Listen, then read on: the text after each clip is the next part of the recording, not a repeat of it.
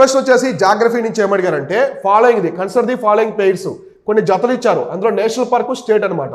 అంటే మనకి జాతీయ పార్కు, సో జాతీయ ఉద్యానవనాలు ఉంటాయి కదా, ఈ జాతీయ పార్క్ ఇచ్చారు, ఇది ఏ రాష్ట్రంలో ఉందని చెప్పేసి అడుగుతున్నారు అనమాట. ఏ రాష్ట్రంలో ఉందని చెప్పేసి కరెక్ట్గా మ్యాచ్ చేయమంటున్నారు, కరెక్ట్గా మ్యాచ్ చేయమని చెప్పి అడుగుతున్నారు.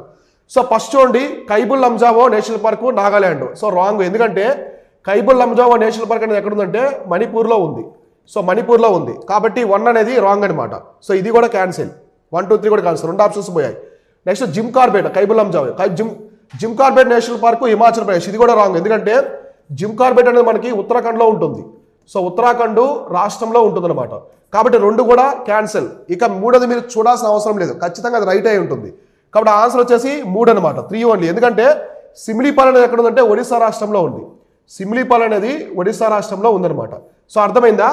అయితే ఇప్పుడు దీనికి సంబంధించిన ప్రత్యేకతలు చూద్దాం.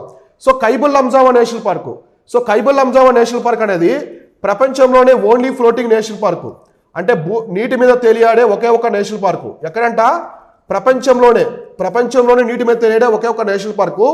ఇది లోక్తాక్ సరస్సు మీద ఇది తేలియాడుతూ ఉంటుంది. ఇక్కడ ఇంపార్టెంట్ ఎనిమల్ వచ్చేసి డాన్సింగ్ డీర్, సాంఘాయి డీర్ అంటాం. సాంఘాయి డీర్ అనేది చాలా ఫేమస్ అనమాట. Next Jim Corbett national park అనేది ఉత్తరాఖండ్లో ఉంటుంది.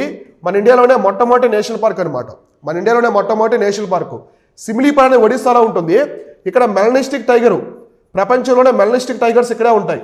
మెలనిస్టిక్ టైగర్స్ అంటే పులి మీద చారలు నల్లగా ఉంటాయి అనమాట, నలుపు కలర్లో ఉంటాయి. పులి మీద మామూలుగా మనకి పసుపు కలర్లో ఉంటాయి, కానీ ఇక్కడ చారలు మాత్రం పులి మీద మచ్చలు నల్ల కలర్లో ఉంటాయి అన్నమాట. మెలనిస్టిక్ అంటారు. మెలనిన్ కంటెంట్ ఎక్కువైంది కాబట్టి అవి నల్లగా ఉంటాయి. సో బాడీలో మెలనిన్ కంటెంట్ పెరిగే కొద్దీ స్కిన్ అనేది నల్లగా మారుతుంది అనమాట. సో అర్థమైందా?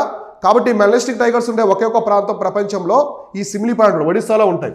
కాబట్టి ఇలా మీరు చదువుకునే ఏ అంశమైనా సరే చాలా కేర్ఫుల్గా దానికి సంబంధించిన ప్రత్యేకతలు అవన్నీ కూడా చూసుకోవాలి. ఎగ్జామినేషన్ ఇలాంటివి ఎక్కువగా ఫోకస్ చేస్తారు.